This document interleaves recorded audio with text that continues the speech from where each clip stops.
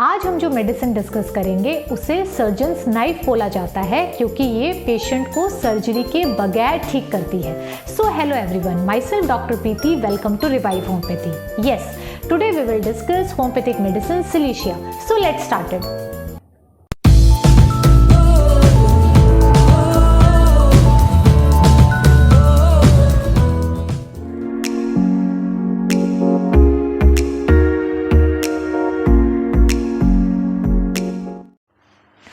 सैलिशिया, जैसे कि हमने पार्ट 1 में डिस्कस किया था, ये पेशेंट चिली होते हैं, थर्स्टी होते हैं, इनकी मैक्सिमम कंप्लेंट राइट साइड पर आती है और ये स्लो होते हैं, है ना।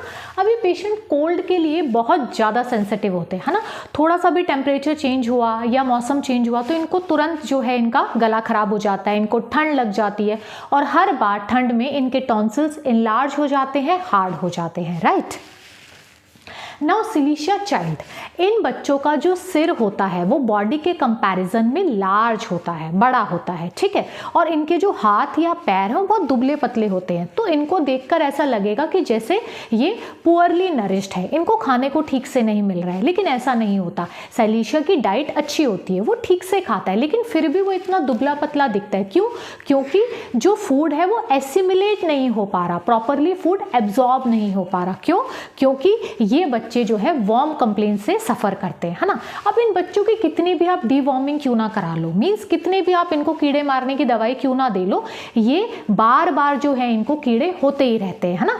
तो ऐसे बच्चों को अगर आप कॉन्स्टिट्यूशनल मेडिसिन देते हैं तो उनकी ये वर्म्स की जो टेंडेंसी है वो टेंडेंसी ही खत्म हो जाती है, ठीक है। अब सैलिशिया को लार्ज हेड के साथ साथ इसका डिस्टेंडेड एब्डोमेन भी होता है। इसके साथ साथ सैलिशिया के जो बच्चे हैं उनको ओपन फॉन्टेनिल्स होते हैं, है ना। यहाँ हम इसको कैलकेरिया के साथ डिफरेंशिएट करेंगे। कैलकेरिया और सैलिशिया दोनों चिली हैं, थर्स्टी हैं, राइट साइडेड हैं और दोनों ही बच्चों के जो फॉन्टेनिल हैं वो बहुत देर तक ओपन रहते हैं, है ना। तो डिफरेंशिएशन जो पॉइंट है वो क्या है, कैलकेरिया के बच्चे को सिर में बहुत पसीना आता है, सैलिशिया को भी आता है, लेकिन कैलकेरिया के सिर में ऑसिपिट और फ्रंटल रीजन में ज़्यादा पसीना आता है, वहीं सैलिशिया के अंदर पूरे के पूरे हेड के अंदर पसीना आता है, राइट। नेक्स्ट, कैलकेरिया के जो डिस्चार्जेस हैं वो सार होते हैं और सिलिशिया के डिस्चार्जेस ऑफेंसिव होते हैं, ओके। तो ऐसे बच्चे अगर आपके पास आ रहे हैं जिनके फॉन्टेनिल्स ओपन है, उसके साथ डिस्टेंडेड एब्डोमेन है, इस रूब्रिक के अंदर single silicea is present, open fontanelles with distended abdomen, okay. Next, इन बच्चों को एवर्जन टू मदर्स मिल्क होता है ना। ये बच्चे मदर्स मिल्क नहीं लेते हैं, अगर मदर्स मिल्क इन्होंने लिया तो तुरंत इनको डायरिया हो जाता है, वॉमिटिंग हो जाता है ना, वो मदर्स मिल्क को डाइजेस्ट नहीं कर पाते, है ना। तो ये जो पॉइंट्स हैं ये करेक्टरिस्टिक पॉइंट हैं सिलिशिया के। तो इन करेक्टरिस्टिक पॉइंट्स के ऊपर जो अगर आप सिलिशिया बच्चे को देंगे तो उसकी वर्म्स की टेंडेंसी भी ठीक हो जाएगी, जो इतने फ्रीक्वेंटली उसको टॉन्सिलाइटिस हो रहे हैं वो भी ठीक हो जाएंगे, है ना। और बच्चे को जो है उसको खाना प्रॉपरली एब्जॉर्ब होना शुरू हो जाएगा और अब बच्चा हेल्दी हो जाता है, right. Next, silicea is also known as surgeon's knife और homeopathic surgeon because it removes foreign bodies, right. तो कैसा होता है ना कि अगर काम करते करते कोई छोटा सा लकड़ी का टुकड़ा या फिर कांच का टुकड़ा हमारे फिंगर्स में चला गया तो जनरली बॉडी क्या करती है ना कि उसके आसपास पस बना के पस के साथ साथ उस फॉरेन पार्टिकल को हमारी बॉडी से रिमूव कर देती है। लेकिन सिलिशिया का जो कॉन्स्टिट्यूशन है ना बहुत ही वीक होता है, कमज़ोर होता है, उसके अंदर इतनी ताकत नहीं होती कि कोई फॉरेन पार्टिकल अगर उसकी बॉडी के अंदर आया है तो वो उसको बाहर निकाल सके, है ना। तो ऐसे कॉन्स्टिट्यूशंस को अगर आप सिलिशिया देते हैं तो सिलिशिया क्या करती है, उन पर्सन्स की इम्यूनिटी को इनहैंस कर देती है, बढ़ा देती है उनकी इम्यूनिटी, जिससे बॉडी अब डिटेक्ट कर लेती है कि हाँ यहाँ फॉरेन पार्टिकल आया है, तो वो उसके आसपास पस बना के उस फॉरेन पार्टिकल को बॉडी से बाहर कर देती है ना।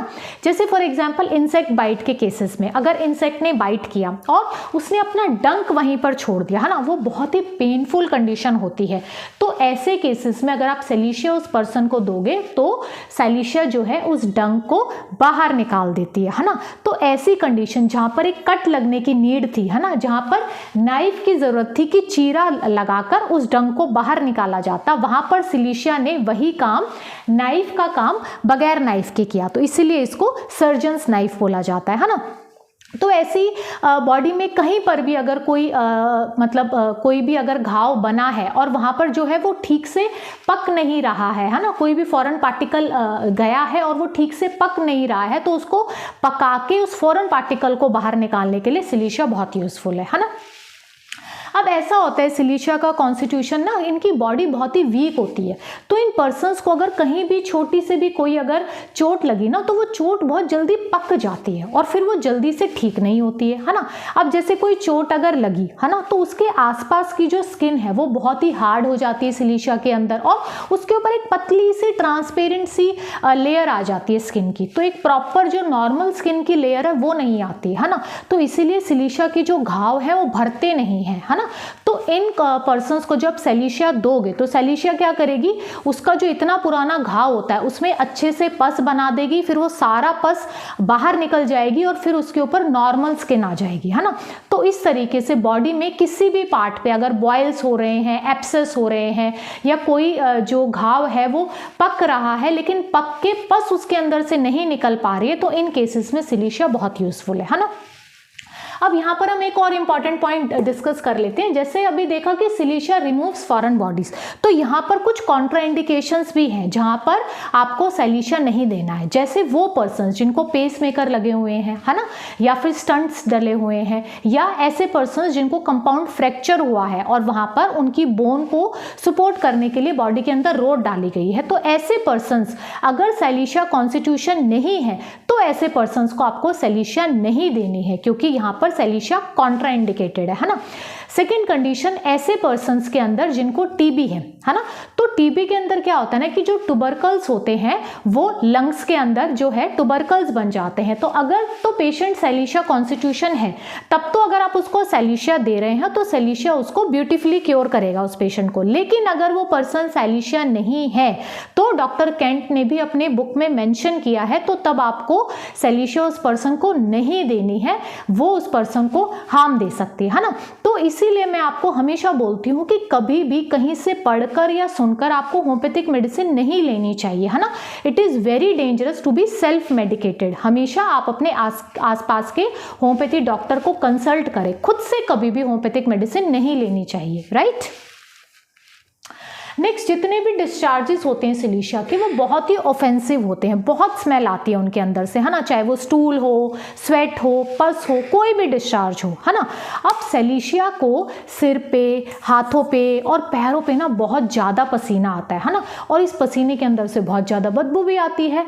प्लस सिलिशिया का जो स्वेट है वो एक्रिड होता है, मीन्स एक्रिड होता है जिसकी वजह से इसके जो पर्सन्स के जो जूते होते हैं या जो सॉक्स होती हैं उनके अंदर होल्स हो जाते हैं, वो गल जाती हैं बहुत जल्दी। सिलिशिया पर्सन्स के जूते और सॉक्सेस जो है खराब हो जाती है ना। यू कैन से कि sweat eats away the socks, okay. Next, caries of bone. Caries means destruction है ना। तो बॉडी के किसी भी पार्ट में अगर बोन्स की डिस्ट्रक्शन हो रही है, बोन्स सॉफ्ट हो रही है ना, फिर चाहे वो ईयर बोन हो, वर्टिब्रा हो, टिबिया हो, फीमर हो, रिस्ट बोन हो, कोई भी बोन हो बॉडी की है ना, अगर वहाँ पर उसकी डिस्ट्रक्शन स्टार्ट हो गई है then silicea is a very good medicine. Headache में क्या कैरेक्टरिस्टिक है सिलिशिया में कि सिलिशिया का जो सिर का दर्द है ना वो गर्दन से स्टार्ट होता है, और गर्दन से स्टार्ट होके फिर वो आगे की तरफ आता है और राइट आई तक आता है ना। और कब होता है इन पर्सन्स को हेडेक, अगर ये बहुत तेज हवा में चले गए, या बहुत ज़्यादा शोर शराबा में है, या अगर इन्होंने फास्ट रखा है, या फिर जो इनका प्रॉपर टाइम है खाना खाने का उस प्रॉपर टाइम में इन्होंने खाना नहीं खाया, तो इनको सिर दर्द शुरू हो जाता है। जैसे अगर इनको 9 बजे नाश्ता करना होता है, इनका 9 बजे का टाइम है, और अगर इन्होंने किसी वजह से वो इनका ब्रेकफास्ट जो है स्किप हो गया तो 10 बजे के बाद से इनको सिर में दर्द शुरू हो गया, क्योंकि इन्होंने प्रॉपर टाइम पर खाना नहीं खाया। अब सिर में दर्द में आराम कब आएगा इनको, जब ये अपने सिर को वार्मली किसी क्लोथ से बांध लेंगे ना टाइटली, तो इनको जो है सिर दर्द में आराम आता है, राइट। इसके अलावा हेड में एक और इम्पॉर्टेंट सिम्टम है कि these person suffer from premature baldness, means गंजापन। तो इन पर्सन्स के अंदर बहुत ही कम उम्र में से 20s की एज में ही बहुत जल्दी जो है बाल्डनेस आनी शुरू हो जाती है, राइट। इसके अलावा वन मोर इम्पॉर्टेंट सिम्टम कि इन पर्सन्स को सिर पर चोट लगने के बाद रात में इनवॉलेंट्री यूरिन पास होने लग जाता है ना। तो कई बार जो है मदर आकर आपको बताती है कि 12-13 साल का लड़का है कि डॉक्टर साहब पहले तो सब सही था, लेकिन अभी कुछ टाइम से जो है ना ये रात में सोते सोते बिस्तर पे यूरिन पास कर देता है। तो फिर आप इंक्वायर कर सकते हो कि भाई क्या हुआ था, कब से ऐसा हो रहा है, और आप उससे पूछ सकते हो कि क्या इसके सिर पे चोट लगी थी। तो अगर पेशेंट कंफर्म करता है कि हाँ इसके सिर पर चोट लगी थी और उसके बाद से ही ऐसा हो रहा है, then in this rubric single silicea is there, bladder urination involuntary night after injuries of head. तो ऐसी अगर आपको हिस्ट्री मिलती है तो इन केसेस में silicea will cure that person. Okay, aversion to mother's milk हमने डिस्कस कर लिया था। इसके अलावा कॉन्स्टिपेशन के अंदर there is one more important symptom, that is these females suffers from constipation before and during menses, right? And secondly constipation में जब ये पेशेंट स्टूल के दौरान स्ट्रेन करते हैं ना तो इनको ऐसा लगता है कि स्टूल विल पास, बट वो पास नहीं होते, दे स्लिप्स बैक, है ना। तो उनको शाई स्टूल्स भी बोला जाता है ना। जैसा कि हमने पार्ट 1 में डिस्कस किया था कि सैलिशिया का पर्सन कैसा होता है ना कि शाई होता है बहुत ज़्यादा, तो ऐसे ही इसके जो स्टूल्स हैं वो भी बहुत शाई होते हैं। It seems like they will pass but they doesn't part, they slips back, है ना। तो फिर लास्टली सिलीशिया को उनको मैकेनिकली रिमूव करना पड़ता है स्टूल्स को, है ना। तो अब जब इतना ज़्यादा ये स्ट्रेन करता है तो इसीलिए ये पर्सन्स जो है हेमरोइड्स, फिस्टुला, फिशर्स, इन सब से जो है सफ़र करते हैं, right. Next, element from suppressed foot sweat. अब जैसा हमने डिस्कस किया सिलीशिया को बहुत ज़्यादा पसीना आता है, तो किसी भी वजह से अगर सिलीशिया को जो पसीना आ रहा है वो एकदम से सप्रेस हो जाता है, से फॉर एग्जांपल किसी शॉक की वजह से, या पैरों पे बहुत ज़्यादा पसीना आ रहा था तो उसने तुरंत जो है ठंडा पानी डाल लिया और वो पसीना बंद हो गया, मीन्स वो अब आता ही नहीं उसको पसीना, तो उसके बाद से अगर उसको कोई भी दिक्कत शुरू हो रही है then silicea is very important, है ना। तो पेशेंट आकर आपको बताएगा कि पहले तो मेरे को पैरों पे बहुत ज़्यादा पसीना आता था, फिर एकदम से पसीना बंद हो गया, उसके बाद से जो है अब मेरे को मिर्गी के दौरे शुरू हो गए हैं, या उसके बाद से अब मेरे को कमज़ोरी आनी शुरू हो गई है, मेरे को वीकनेस आनी शुरू हो गई है। तो इन केसेस में silicea is very important. There are 3 main rubrics in this: weakness after suppressed foot sweat, convulsions after suppressed foot sweat and cataract after suppressed foot sweat। तो इन तीनों रूब्रिक्स में सिंगल सिलीशिया प्रेजेंट है ना। तो ऐसी कोई भी कंप्लेन के साथ पेशेंट अगर आपके पास आता है then silicea will beautifully cure that. Okay,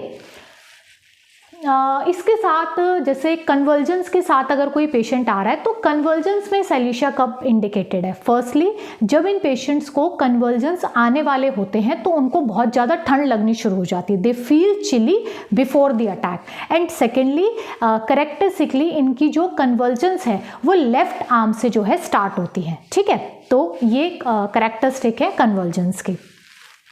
इसके साथ वैक्सीनेशन के एलिमेंट्स के बाद भी सिलीशिया बहुत यूज़फुल होती है ना। जैसे बच्चों में वैक्सीन्स लगती हैं तो वैक्सीन लगने के बाद अगर कोई कंप्लेंट शुरू हो गई तो you can think of silicea.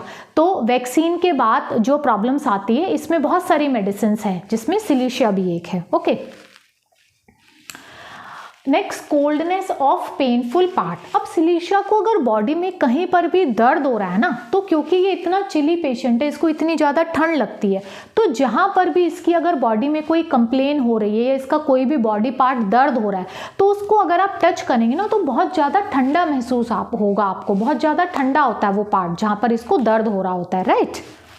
Next, it is also a very good medicine for night walking, but again the same thing, अगर पेशेंट रात में सोते सोते चलता है तो इसका ये मतलब नहीं कि आप उसको सिलीशिया दे दें, क्योंकि इस रूब्रिक के अंदर सिलीशिया के अलावा और बहुत सारी मेडिसिन भी है। तो सेम थिंग, आपको पेशेंट की ओवरऑल पर्सनैलिटी से मैच करते हुए मेडिसिन देनी है, तभी जो है वो मेडिसिन उस पेशेंट को क्योर करेगी। ओके, नेक्स्ट, जैसा कि अभी देखा आपने कि सिलीशिया इतना ज़्यादा चिली है, इतनी ज़्यादा इसको ठंड लगती है, बट इसके साथ साथ ही इसको गर्म खाना पसंद नहीं है ना। आप सोच सकते हैं कि जिसको इतनी ज़्यादा ठंड लगती है उसको तो गरम गरम खाना या पीना अच्छा लगेगा, बट नहीं, सिलीशिया को गर्म खाना पसंद नहीं है, उसको ठंडी चीज़ें अच्छी लगती है ना। इवन अगर वो चाय भी पी रहा है तो चाय भी उसको ज़्यादा गर्म नहीं चाहिए, थोड़ी सी मतलब वो नॉर्मल हो जाएगी, तभी ये जो है चाय को भी लेता है ना। So this is the whole picture of silicea. I think आपको ये बहुत अच्छे से समझ में आ गई है। इसके रिगार्डिंग कोई भी क्वेरी है तो आप मेरे को कमेंट सेक्शन में कमेंट कर सकते हैं। Till then have a good day. Thank you.